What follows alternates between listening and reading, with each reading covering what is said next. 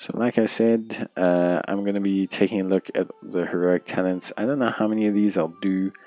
I definitely will do, you know, like Death Knights, Demon Hunters, because that's just what I main, that's what I play. But yeah, honestly speaking, I think, you know, having looked at, like, you know, everyone and everything, looking at, you know, Death Knights, it was a very long video. I like to go in depth. I don't know if people like these kind of videos. We'll see. But the thing is I do think the hero talents are really, really cool. I think you kind of need to look at them a little bit, especially if you're looking at who you want to main. But let's look at Demon Hunter. So Demon Hunter, both trees are for both. So whereas like for Death Knight, obviously you had 3 trees, but certain ones could only access certain ones. For Demon Hunters, that's not the case. So both trees are for both.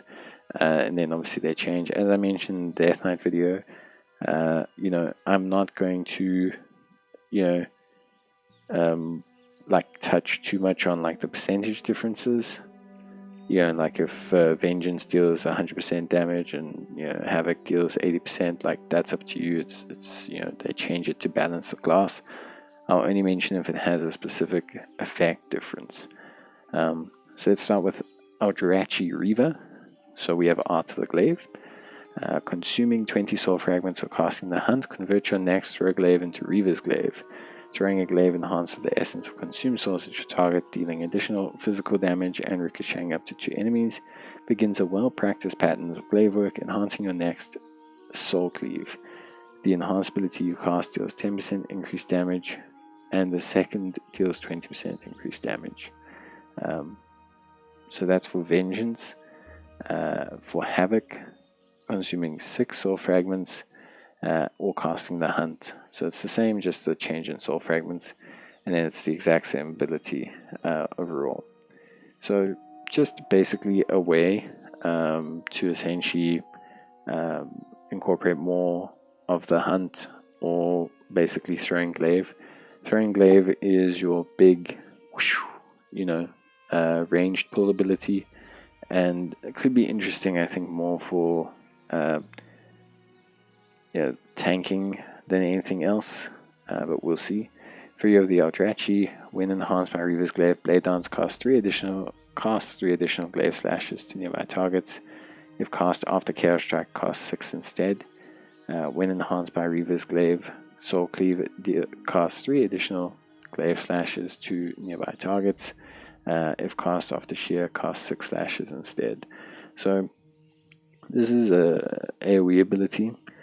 And so basically, if you activate your Reaver's Glaive and you choose this ability, then you're not going to increase your AoE damage.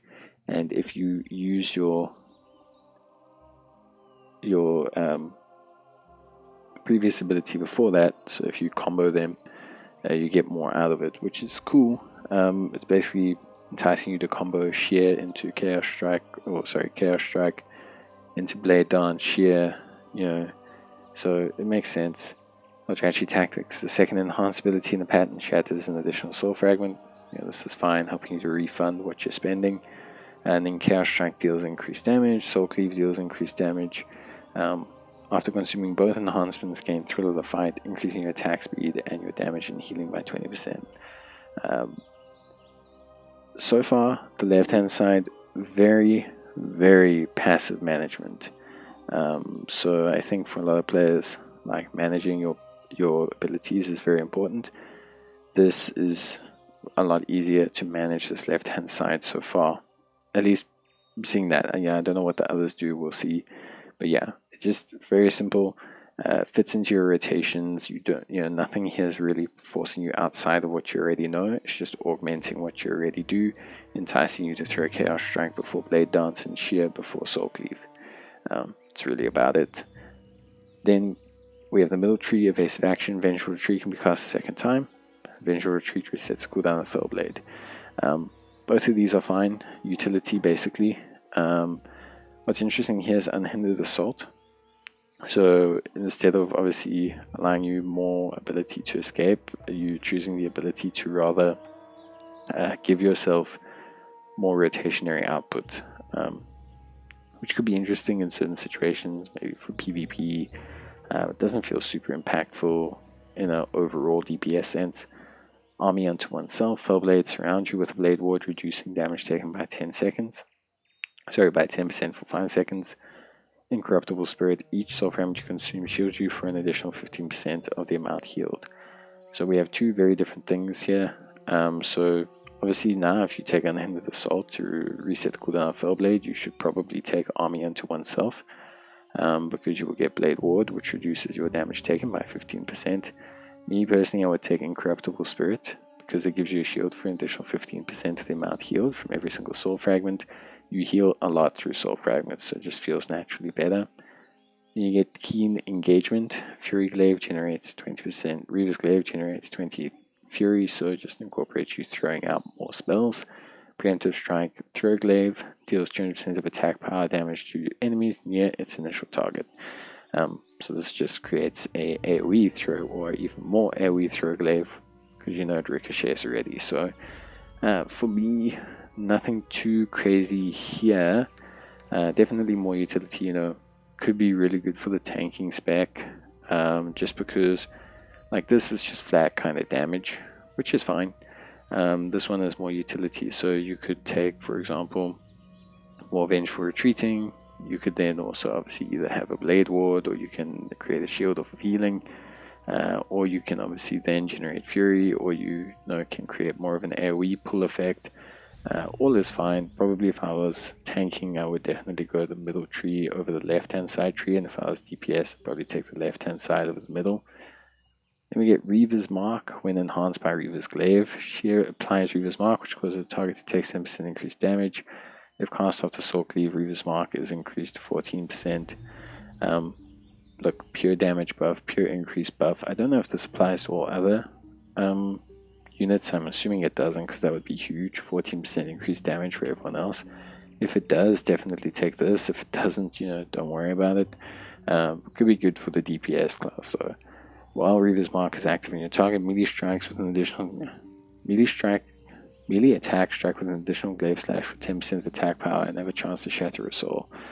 So this just helps with soul fragment generation. Could be good if you're tanking to generate more soul fragments.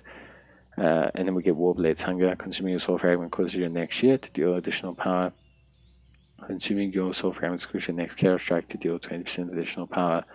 Fellblade consumes up to 5 nearby soul fragments. So this is just a way to abuse that additional fragment that you're getting from the first ability. It's a flat DPS increase. So the right hand side is also a flat DPS increase. I will say, for me, I'd probably say, looking at both, I'd probably say I like the left hand side more for AoE, and then you obviously have more single target on the right hand. So it's just going to depend on what you're going with. Probably in a raid, if you're looking to maximize single target and improve on that aspect, you want to go for the right hand side here. For the DPS class, I still think the middle tree is probably the best for the tanking, just period. Then you get Fellsguard for obviously both. So Fellsguard, we get Demon Surge. Metamorphosis now also causes Demon Bite to generate 15 additional Fury. While Demon Form is active, the first cast of each empowered ability induces a Demon Surge, causing to expose Fell energy, dealing fire damage to nearby enemies. Metamorphosis now greatly empowers Soul Cleave and Spirit Bomb. While Demon Form is active, the first cast of each empowered ability causes you to inflict fire damage. So right off the bat, yeah, improvements to Demon Form. So this is more if you're going your Demon Form flavored builds. So if you're trying to reduce Demon Form cooldown, I-Beam cooldown, stuff like that, anything where you're entering Demon Form, activating Demon Form, maintaining Demon Form, if that's your thing, this is definitely probably what you want to go right off the bat. Let's look at the left hand side tree. Wave of Debilitation. So Chaos Nova slows enemies by 60%, reduces attack and cast speed 15% for 5 seconds after its stun fades. Movement speed increases by 1% per 10 Fury. Not too certain on these ones right now. Look, I think the Wave of Debilitation is cool. It could be helpful against certain types of enemies, spellcasters, etc., PvP maybe. Movement speed is also a similar kind of thing. Movement speed doesn't really matter in the PvE sense, to be honest with you, as most classes will use an escape ability for certain mechanics, but I think for PvP it matters. Burning Blades. Your blades burn with fire energy, causing Chaos Strike to regulate and auto attacks to deal an additional 6% damage as fire. So more dart damage, passive, nothing crazy. Maximum Fury increased by 50. Into demonic intensity, so activating Metamorphosis greatly empowers Eye Beam, Immolation, Aura, and Sigil of Flames.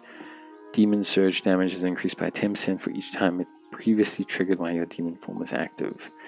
Activating Metamorphosis, Fell Devastation, Immolation, Aura, Sigil of Flame. Demon Surge damage is increased by 10% for each time it previously triggered while your demon form was active. So obviously maximizing demon form. Look, I think this feels more PvP to me. Slows, dot damage, maximum fury for escaping, maybe making advantage of demon forms. This feels minimally impactful. Decent, easy to manage, but nothing beyond that. The middle tree, Demon Surge, deals 50% increased damage when it strikes a single target. Okay. When you activate Metamorphosis, the cooldowns are immediately reset. That could be pretty good, actually. Student of Suffering, Sigil of Flame applies Student of Suffering to you, increasing Mastery and granting 5 Fury. Immolation Aura has a 2-yard increase and a 25% increased critical strike damage bonus.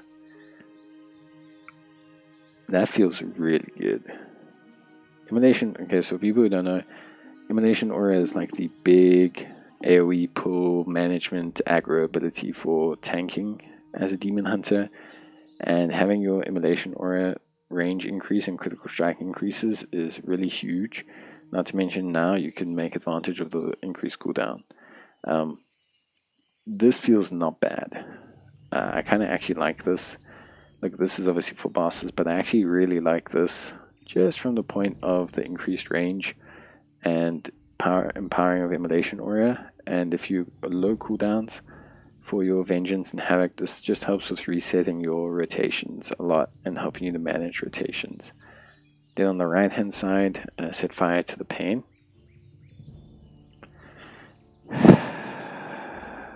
Okay. Alright then.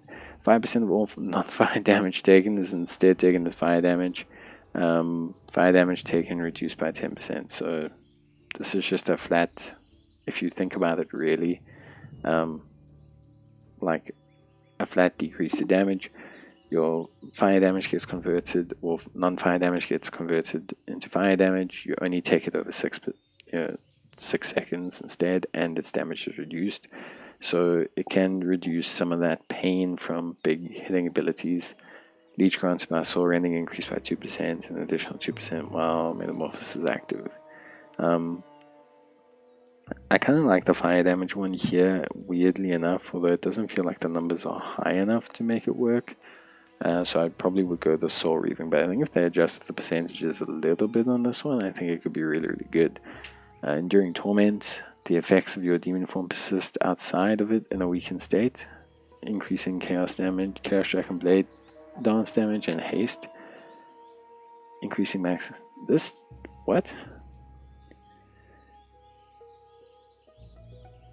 Oh my god, yes.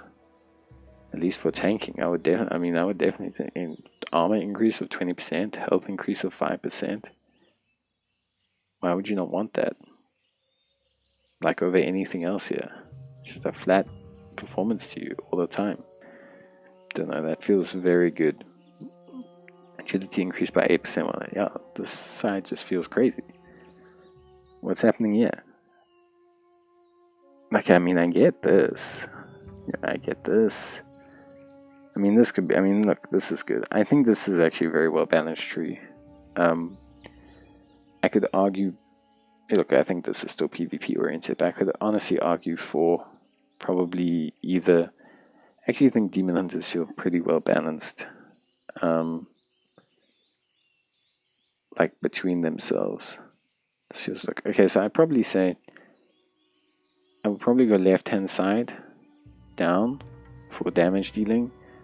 I would probably go here right hand side for tanking, or middle if you're going demon form. If your build is revolving around demon form, because there's kind of two ways to go with a demon hunter. So it's either demon form, or it's obviously blade dance, that kind of thing.